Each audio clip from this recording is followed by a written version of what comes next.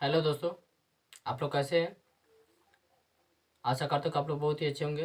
पिछले वीडियो में कर्ता कारक के बारे में पूरे विस्तार से समझाया था। आज का जो मेरा टॉपिक है, देखिए कर्म कारक के बारे में भी समझाया, आज जो पढ़ाई होगा। और यह जो चैप्टर है बहुत ही महत्वपूर्ण होता है। चलिए आइए देखते हैं कर्म कारक होता क्या है। देखिए दोस्तों, कर्म कारक है। कर्म कारक ये भी कारक चैप्टर में बहुत ही अहम भूमिका निभाती है, बहुत ही जरूरी पड़ता है इसका भी। देखिए पहले कर्म कारक जानते हैं डिफरेंशिएशन होता क्या है, नहीं उसके बारे में तब समझाया जाएगा बढ़िया से। इसका देखिए कर्म कारक हिंदी में नाम होता है, इसका नाम होता है कर्तु। संस्कृत में कर्तु रिप्सित, री आधा प है, इसमें हर्षिकार लगा हुआ है। स अतः रिप्सित तमम, त म में हलंत है। कर्मम है क ऊपर एफ है, म में हलंत है। कर्मम क्या है? कर्तु संस्कृत में नाम है, ठीक है, और हिंदी में नाम होता है, इसलिए इसको ब्रैकेट में लिखे कर्तु रिप्सित तमम कर्मम, ठीक है, कर्म कारक, ठीक है। अब यहाँ पर देखिए इसका डिफिनेशन इस सब में लिखिएगा, दिया गया सूत्र, ठीक है ना। दिया गया सूत्र, दिया गया सूत्र क्या लिखेंगे? कारक प्रकरण से, कारक प्रकरण से, कारक प्रकरण से कौन कारक है? कर्म कारक। तो लिखेंगे कर्म कारक की परिभाषा में संबंधी सूत्र क्या लिखेंगे? कर्म कारक, कर्म कारक की परिभाषा, परिभाषा से संबंधित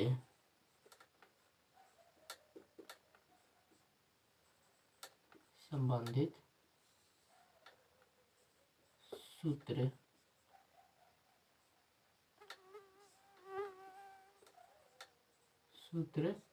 है। सूत्र के अनुसार, सूत्र के अनुसार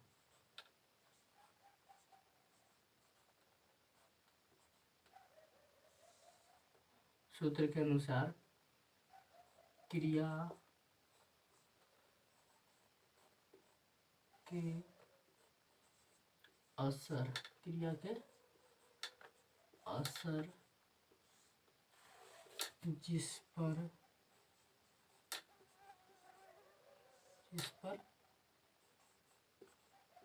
पड़ता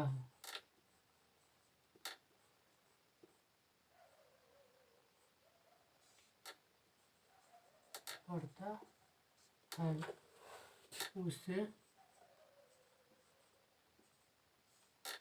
कर्म, कर्म कारक,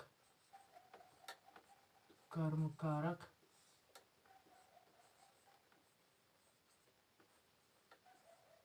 कहते हैं। कौन कारक कहते हैं? कर्म कारक कहते हैं। तथा इसकी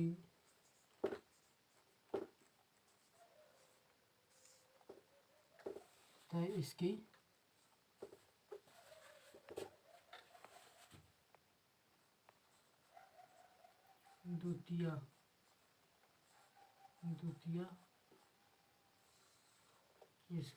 विभक्ति होती है। याद रखेगा किसका कौन विभक्ति होती है, नहीं तो इसकी द्वितीय विभक्ति होती है, इसकी द्वितीय विभक्ति होती है।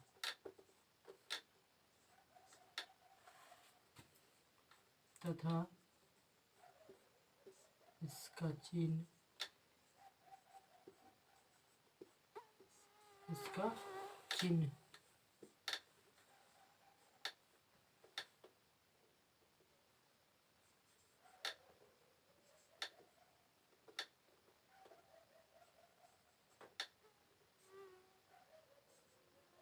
चिन्ह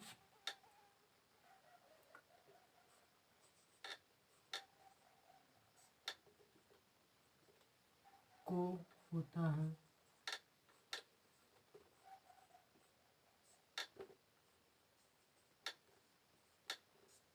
को होता है, इसका चिन्ह क्या होता है, को होता है। नहीं, जैसे देखिएगा दोस्तों,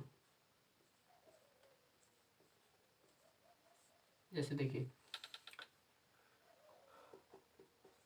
जैसे राम आम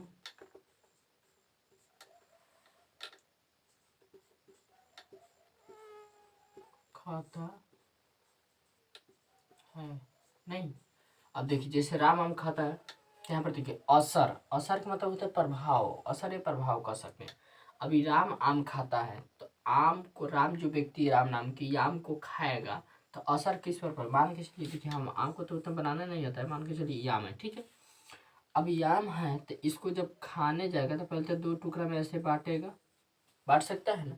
और फिर इसको जब खाएगा तो जो शरीर के अंदर जगह तो इस रूप में बढ़ जाएगा, छोटे छोटे रूप में, कण के रूप में। नहीं तो बताइए, इतना बड़ा चीज को पहले इस रूप में किया गया, फिर उसके बाद इस रूप में हुआ, तो असर किस पर पड़ रहा है, इस पर पड़ रहा है। ऐसे बात थोड़ी इस पर असर पड़ रहा है। राम नाम के व्यक्ति तो वो थोड़ी ऐसे इतना बड़ा था तो इतना बड़ा हो जाएगा, नहीं। कौन होगा, आम होगा, क्योंकि आम को काटेगा तो फिर इस रूप में आएगा, फिर उसके बाद खाएगा तो इस रूप में आएगा, छोटा छोटा रूप हो जाएगा। इस पर ना प्रभाव पड़ रहा है, इस पर असर पड़ रहा है। नहीं, जिस पर असर पड़ता है, यह लिखा गया दिया गया सूत्र कारक प्रकरण से होगा। छूट क्या है दोस्तों, लिख लीजिएगा, कारक प्रकरण से कर्म कारक की परिभाषा से संबंधित सूत्र है। सूत्र के अनुसार क्रिया के असर, असर का मतलब होता है प्रभाव, ठीक है। असर जिस पर पड़ता है उसे कर्म कारक कहते हैं तथा इसकी द्वितीय व्यक्ति होती है। ऑब्जेक्टिव पूछ देगा, कर्म कारक की कौन व्यक्ति होती है, तो द्वितीय व्यक्ति होती है तथा इसका चिन्ह को होता है। इसका चिन्ह क्या होता है, को होता है। नहीं, जैसे राम आम खाता है तो यहाँ पर क्या हो जाएगा, इस पर असर पड़ रहा है आम पर, तो आम क्या होगा, कर्म होगा। आपको कर्म की पहचान करना है, कर्म की पहचान ना करेंगे तो आगे वाक्य बनाने में आपको बहुत परेशानी होती, नहीं। तो यह इसका क्या हो जाएगा थी, इसका संस्कृत में अनुवाद हो जाएगा राम आमरम, राम आमरम खादती। क्या हो जाएगा, राम आमरम खादती। कोई दिक्कत, चलिए एक और देखिए, मैं घर जाता हूँ, मैं घर जाता हूँ। तो यहाँ पर देखिएगा दोस्तों, मैं घर जाता हूँ तो कहने का मतलब देखिए दोस्तों, अब यहाँ पर मैं, आप लोग कर्ता पढ़ चुके हैं, कर्ता आपको कौन, आपको मालूम चल रहा होगा कौन शब्द लगा के वाक्य प्रश्न करते, काम करने वाला कौन, जाने का काम कौन कर रहा है, मैं, तो इसलिए मैं क्या होगा, कर्ता।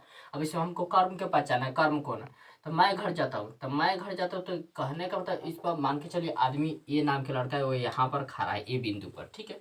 अब इसको बी वर्ग पर जाना है तो बताइए, यहाँ पर, यहाँ से यहाँ तक जाएगा तो कुछ तो समय लगेगा ना। तो जो काम करने में जो समय लगता है उसी को क्या कहते हैं, कर्म कहते हैं। कहने का मतलब असर, यहाँ पर भी असर पड़ा, जैसे यहाँ पर था और यहाँ पर चल के था, असर पड़ा कि नहीं, प्रभाव पड़ा, असर पड़ा। बिना बिना मेहनत के यहाँ पर थोड़ी जाएगा, बिना काम किए भी यहाँ पर नहीं जा सकता, क्योंकि पैर कदम उठाइएगा तब तो यहाँ पर बी बिंदु पर जाइएगा आप। तो कहने का मतलब है, यहाँ से उठा और यहाँ गया, असर पड़ा, क्योंकि प्रभाव पड़ा। यहाँ यह कहीं दूसरा जगह होगा, यह फिर यहाँ गया तो दूसरा जगह होगा। तो मैं घर जाता हूँ तो कहने का होता है, इस पर असर पड़ा, घर पर असर पड़ा, था दूसरा जगह, फिर यहाँ पर आया घर पे तो असर पड़ रहा है। तो जो यहाँ पर असर पड़ता है उसे क्या कहते हैं, कर्म का। ये हम इसमें कौन है, इसे यह कर्म है। नहीं, क्या हो जाएगा, अहम अहम गृहम, अहम गृहम गच्छामि। क्या हो जाएगा, अहम गृहम गच्छामि। नहीं, अहम गृहम गच्छामि। कोई दिक्कत, चलिए अब तो यहाँ तक आप लोग समझ गए होंगे बढ़िया से। चलिए अब हम आप आपको लाते हैं कर्म की पहचान से, कर्म की पहचान कैसे करते हैं। मान के डिफिनेशन, बात कितना बच्चों को डिफिनेशन समझ में आया। कर्म की पहचान, पहचान से तो आप लोग समझ सकते हैं। देखिए कर्म की पहचान होता क्या है, एक चीज और आप लोग को बताते हैं। देखिए मैं घर जाता हूँ तो इसमें, चलिए पहले आपको डायरेक्ट में बता दिए देते हैं। कर्म की पहचान, कर्म की पहचान है, कर्म कारक की पहचान है, ठीक है। अब देखिएगा दोस्तों,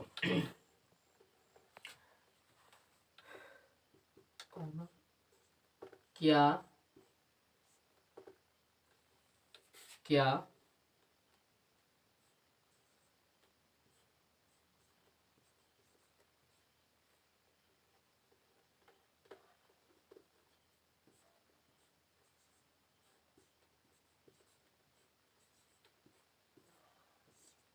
किसको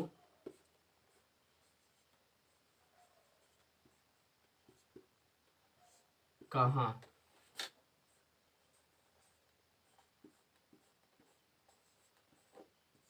लगाकर वाक्य में प्रश्न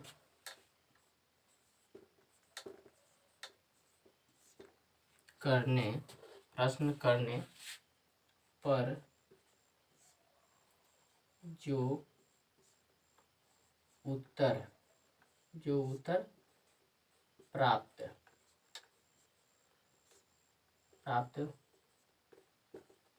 होता है, जो उत्तर प्राप्त होता है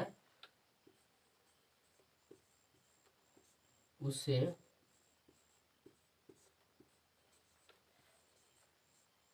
कर्म कारक कहते हैं। क्या कहते हैं? कर्म कारक।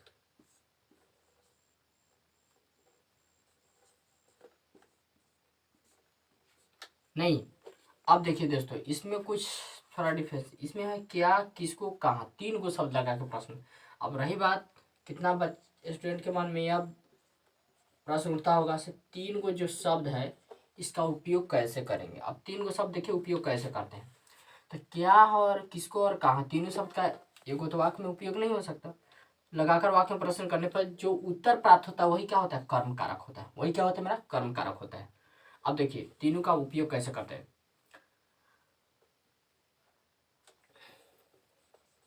राम पुस्तक पढ़ता है। तो यहाँ पर देखिए दोस्तों,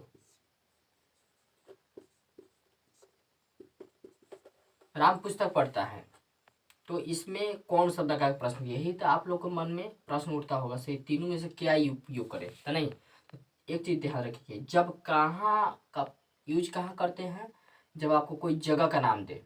जैसे वाक्य में आपको लिखा रहेगा पटना, मुंबई, दिल्ली, कोदरिया, रतनवा, मुजफ्फरपुर, जगह का नाम दे, तब हम कहाँ का यूज करते हैं।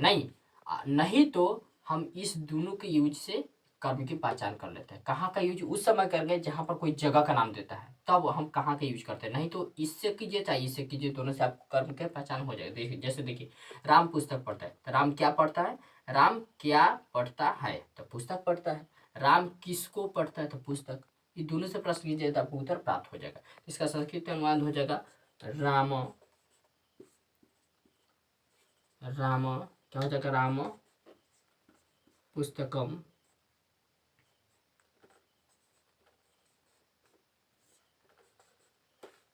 राम पुस्तकम पठती।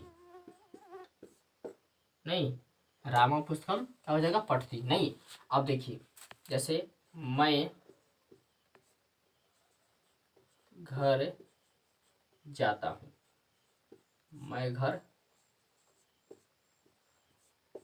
जाता हूँ। तो यहाँ पर देखिएगा दोस्तों, मैं घर जाता हूँ तो जाने का काम घर पर कर रहा है। अब इसमें कर्म की पहचान, तो मैं घर जाता हूँ, तो मैं, अब यहाँ पर क्या आ गया? जाने के काम। तो कहाँ जाता है? तो घर। मैं घर जाता हूँ, जाने का काम आ रहा है, माने कि जगह का नाम बता रहा है। अब जहाँ जाता है तो कहाँ, तो मैं घर जाता हूँ तो कहाँ जाता है? तो घर पे। जगह का नाम है तो कहीं जाता है, जैसे मान के कोई रतनवा जाएगा, कोई घर पर जाएगा, कोई मुंबई जाएगा, कहीं जाएगा।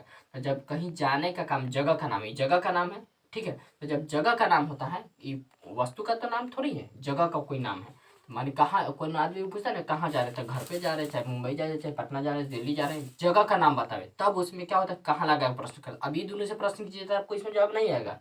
आ सकता है, देखिए मैं क्या जाता हूँ, इसका कोई जवाब नहीं।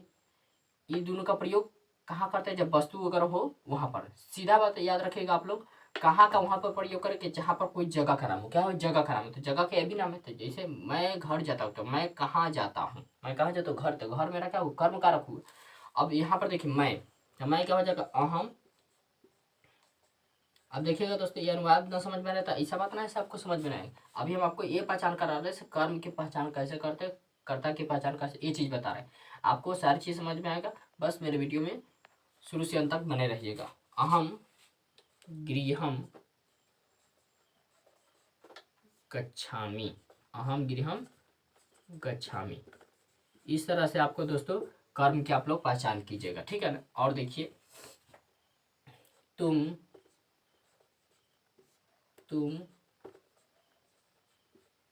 पटना जाते हो, तुम पटना जाते हो। यहाँ पर देखिए दोस्तों, तुम पटना जाते हो था। देखिए अब तुम पटना जाते, फिर जगह का नाम है क्या ना बोले ना, तब इसको अब इसमें क्या प्रयोग करेंगे, कौन शब्द लगा के, तीनों में से कौन शब्द लगाएंगे, तो तीनों में से नहीं, ये दो शब्द छोड़ के सिर्फ कहाँ का प्रयोग, क्योंकि जगह का नाम है। नहीं, तो तुम पटना जाते हो, तो तुम कहाँ जाते हो, तो कहाँ जाते हो, पटना। तो पटना मेरा उत्तर आया, तो पटना क्या होगा, मेरा कर्म होगा। नहीं, जो उत्तर प्राप्त तो वही क्या होता है, कर्म होता है। अब इसका संस्कृत में अनुवाद हो जाएगा, त्वं पाटलिपुत्रम, त्वं पाटलिपुत्रम, त्वं पाटलिपुत्रम गच्छसि, गच्छसि। नहीं, त्वं पाटलिपुत्रम क्या हो जाएगा, गच्छसि।